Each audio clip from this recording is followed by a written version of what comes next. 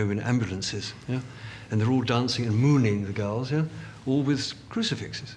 Mm. It's just part of the normal way to dress up in the evening. Extraordinary. Even it feels for us that it has taken us 400 years to liberate ourselves from the Christians. And we are horrified about Islam as well. We have the mosque in the end of our street, and we know because the intolerance of that religion is just extraordinary towards human people, towards non-believers. You know? Everybody that is not believer, they are allowed to abuse or kill if they or want. Hit, yeah, just hit. Even we have a lot of friends, so we knew because we talked to them. Yeah? Even this extraordinary and unhappy thing is that they are very good-looking, all fantastic people, nice, but they can never join in because it is forbidden.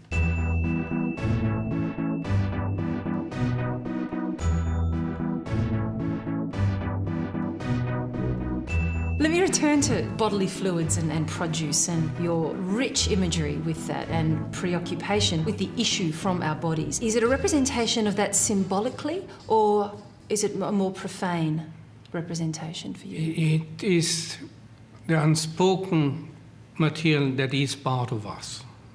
It's unspoken. It's very taboo, but it is us. That's why we like it so much. It became a different visual language of our human body. And we made people look at it, and that's important as well. We confronted them with that stuff, and they liked it. Do you remember some shocked reactions at first as well? Oh, yes. Without shock, you wouldn't be artist. You wouldn't be a boring artist, don't you think? We remember the marvellous story of two collectors coming from different parts of America to see a show of ours in London and travelling in a London taxi and comparing their notes on the pictures that they collected of ours. And one said, I wanted to buy shit on piss, but it was sold. But I'm going to buy spunk on tears. And the other said, I wanted spunk on tears, but I'm going to have blood on spunk instead. And then realising that the London cabbie was listening, the lady leaned over and said, excuse me, I hope you don't think we're vulgar Americans back here. We're not swearing, we're discussing contemporary art.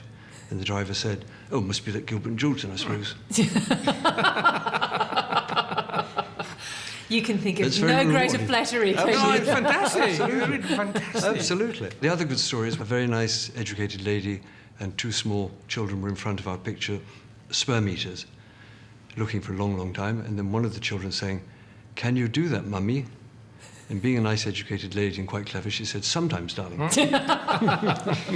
You took yourself off to Moscow and China, and you were the first Western artist to do so in that very significant way. But you received no support back then from the British Council. Did that upset you? We nearly took them to court. Did you? We took them to the Council for Civil Liberties, and we'd almost won, except the two officials in Russia, in the end, didn't sign the affidavit, because they would have got into trouble with the Russian authorities. What was your argument?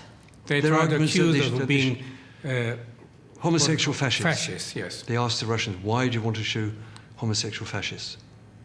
The second one already, because they showed bacon before. So now they love us now.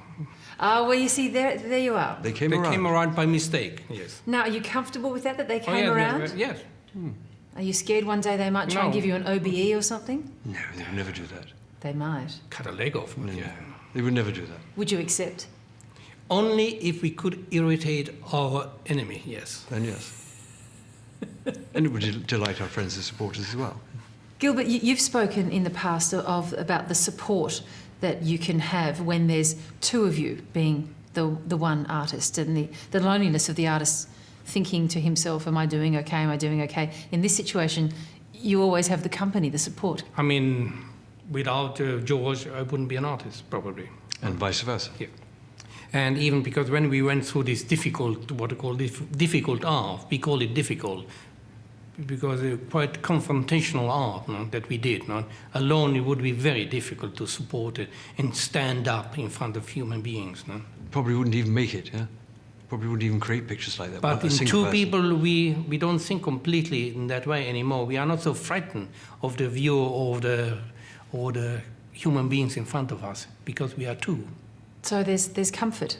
It's a great strength. That's why the world is divided into twos as well. Yeah? Does the living sculpture, does the performance, if I can call it that, does it ever end? Do you go home and are you privately, secretly, very different people that we don't know about? We don't put the pyjamas on.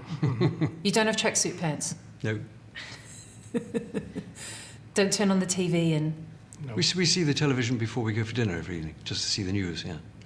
No, we lead incredibly simple lives, in fact. We don't have a car or a yacht or a holiday home or anything. No mobile, no kitchen, no nothing.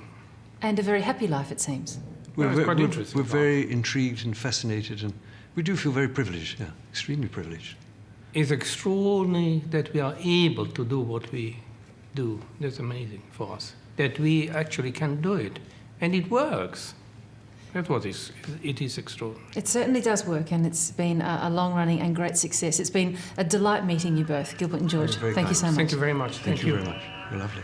Underneath the orchard, I dream my dreams away. Underneath the orchard, on Norwood down my lane. Every night you'll find me, lying on the lawn, happy when the daylight comes creeping